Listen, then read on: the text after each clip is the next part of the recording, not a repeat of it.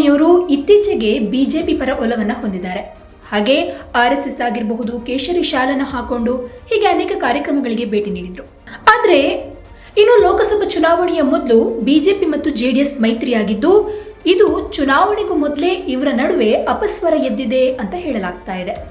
ಪ್ರಸ್ತುತ ವಿಚಾರವನ್ನು ನೋಡೋದಾದ್ರೆ ಸೀಟು ಹಂಚಿಕೆ ವಿಚಾರದಲ್ಲಿ ಎರಡೂ ಪಕ್ಷಗಳ ನಡುವೆ ಒಮ್ಮತ ಮೂಡದೇ ಇರೋದು ಒಂದ್ ಕಡೆ ಆದ್ರೆ, JDS ಅಭ್ಯರ್ಥಿ ವಿಚಾರಕ್ಕೂ ಬಿಜೆಪಿ ಆಕ್ಷೇಪ ಎತ್ತಾ ಇರೋದು ಇನ್ನೊಂದ್ ಕಡೆ. ಇನ್ನು ಕೋಲಾರ ಸೀಟು ಕಗ್ಗಂಟಾಗುವಂತಹ ಎಲ್ಲಾ ಲಕ್ಷಣ ಕಾಣ್ತಾ ಇದೆ. ಮಂಡ್ಯದಲ್ಲೂ ಕೂಡ ಭಾರಿ ತಿಕ್ಕಾಟ ನಡೀತಾ ಇದೆ. ಇದೇ ಹೊತ್ತಲ್ಲಿ ಶಿವಮೊಗ್ಗದ ಪ್ರಧಾನಿ ಮೋದಿ ಸಮಾವೇಶ ನಡೀತಲ್ವಾ, ಇಲ್ಲೂ ಕೂಡ JDS ಅನ್ನ ಕಡೆಗಣಿಸಲಾಗಿದೆ ಎಂಬ ಆರೋಪ ಕೇಳಿ ಬಂದಿದೆ. ಇನ್ನು ಕುಮಾರಸ್ವಾಮಿ ಆಗಲೇ ಅಸಮಾಧಾನದ ಮಾತನಾಡಿದ್ದಾರೆ. ನಮ್ಮನ್ನ ಕಡೆಗಣಿಸಿದ್ರೆ ನಾವು ಸುಮ್ಮನಿರಲ್ಲ ಅಂತ ಎಚ್ಚರಿಕೆಯನ್ನು ನೀಡಿದ್ದಾರೆ ಅಂತ ಹೇಳಲಾಗ್ತಾ ಇದೆ. ಇನ್ನಿದು ಎಲ್ಲಿ ಹೋಗಿ ತಲುಪುತ್ತೆ? ಎಲೆಕ್ಷನ್ ಆದ ನಂತರ ಮೈತ್ರಿಯಲ್ಲಿ ಬಿರುಕು ಹೆಚ್ಚಾಗುತ್ತಾ ಅಥವಾ ಮತ್ತೆ ಅಸಮಾಧಾನದ ಒಂದು ಕಹಳೆ ಮೊಳಗುತ್ತಾ ಅಂತ ಅನೇಕರ ಅಭಿಪ್ರಾಯ. ಇನ್ನು ಸೀಟು ಹಂಚಿಕೆ ಒಪ್ಪಂದ ಆದ್ರೂ ಕೂಡ ಒಳಗೊಳಗೆ ಅಸಮಾಧಾನ ಇದ್ರೆ ಪರಸ್ಪರ ಓಟು ವರ್ಗಾವಣೆ ಆಗ್ತದ? ಇದೆಲ್ಲ ಏನ್ ಸೂಚಿಸುತ್ತೆ ಅನ್ನೋದು ತಜ್ಞರ ಅಭಿಪ್ರಾಯ. ಇನ್ನು ಈ ಮೈತ್ರಿ ಕೆಲಸ ಮಾಡುತ್ತಾ ಅಥವಾ 2019ರ ಕಾಂಗ್ರೆಸ್ JDS ಮೈತ್ರಿ ಹಾಗೆ ತಿರುಗುಬಾಣ ಆಗುತ್ತಾ? ಈಗಾಗಲೇ ಬಹಳ ಸಲ ಬಹಿರಂಗವಾಗಿರುವ ಹಾಗೆ ಬಿಜೆಪಿ JDS ಮೈತ್ರಿ ಬಿಜೆಪಿಯ ರಾಜ್ಯ ನಾಯಕರಿಗೆ ಬೇಕಾಗಿ ಇರದಂತಹ ಒಂದು ಮೈತ್ರಿ.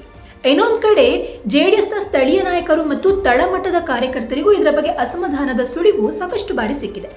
ಏನೋ ಬಿಜೆಪಿಯ ದೆಹಲಿ ನಾಯಕರು ಮತ್ತು ದೇವೇಗೌಡ ಹಾಗೂ ಕುಮಾರಸ್ವಾಮಿ ಮಟ್ಟದಲ್ಲಿ ಮಾತ್ರವೇ ಮೈತ್ರಿ ನಿಶ್ಚಯವಾಗಿದ್ದು, ಇದು ಕೂಡ ಕಾರ್ಯಕರ್ತರಿಗೆ ಒಂದು ರೀತಿಯಲ್ಲಿ ಬೇಸರವನ್ನು ಮೂಡಿಸಿದೆ.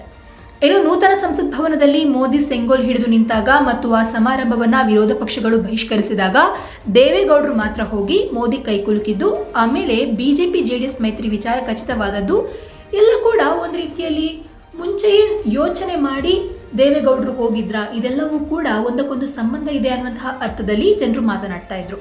ಸ್ನೇಹಿತರೇನು ಈ ಮೈತ್ರಿ ಸುಮ್ಮನೆ ಆಗಿದ್ದಲ್ಲ, ಕೇವಲ ಲೋಕಸಭಾ ಚುನಾವಣೆಗೆ ಅಥವಾ ಒಂದು ಸಪೋರ್ಟಿಗಂತ ಆಗಿರೋದಲ್ಲ. ಈ ಮೈತ್ರಿಯ ಹಿನ್ನೆಲೆಯಲ್ಲಿ ಬಿಜೆಪಿಯ ದೆಹಲಿ ಜೋಡಿ ಅಂತ ಯಾರು ಹೇಳಿದ್ರೆ ನರೇಂದ್ರ ಮೋದಿ ಆಗಿರಬಹುದು, ಅಮಿತ್ ಶಾ, JP ನಡ್ಡಾ ಇವರೆಲ್ಲ, ಹಾಗೆ ಇಲ್ಲಿ ಕರ್ನಾಟಕದಲ್ಲಿ ದೇವೇಗೌಡರು ಮತ್ತು ಕುಮಾರಸ್ವಾಮಿ ಇವರಿಬ್ರು ಕೂಡ ತಮ್ಮದೇ ಆದ ಒಂದು ಲೆಕ್ಕಾಚಾರವನ್ನು ಇಟ್ಕೊಂಡು ಈ ಮೈತ್ರಿಯನ್ನ ಮಾಡ್ಕೊಂಡಿದ್ದಾರೆ. ಇನ್ನು ಮೋದಿ ಮತ್ತೆ ಅಮಿತ್ ಶಾಗೆ JDS ಅನ್ನು ಬಳಸಿಕೊಂಡು ಲಾಭ ಮಾಡಿಕೊಳ್ಳುವಂತಹ ಉದ್ದೇಶವಿದೆ. ಹಾಗೆ ದೇವೇಗೌಡರು ಮತ್ತು ಕುಮಾರಸ್ವಾಮಿಗೂ ಕೂಡ ಇದೇ ಉದ್ದೇಶ ಇದೆ ಅಂತ ಹೇಳಲಾಗ್ತಾ ಇದೆ.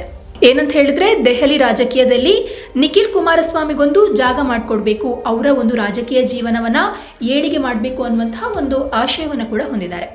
ಇದೆಲ್ಲ ಲೆಕ್ಕಾಚಾರವನ್ನು ಇಟ್ಕೊಂಡಿರುವಂತಹ ದೆಹಲಿಯ ಜೋಡಿ ಅಥವಾ ಯಾರು ಹೇಳ್ತೀವಿ ಕುಮಾರಸ್ವಾಮಿ ಮೋದಿ ಅಮಿತ್ ಶಾ ಜೋಡಿ, ಹಾಗೆ ಕುಮಾರಸ್ವಾಮಿ ದೇವೇಗೌಡರ ಜೋಡಿ ತಮ್ಮದೇ ಆದ ಲೆಕ್ಕಾಚಾರದಲ್ಲಿ ಈ ಮೈತ್ರಿಯನ್ನು ಮಾಡ್ಕೊಂಡಿದ್ದಾರೆ.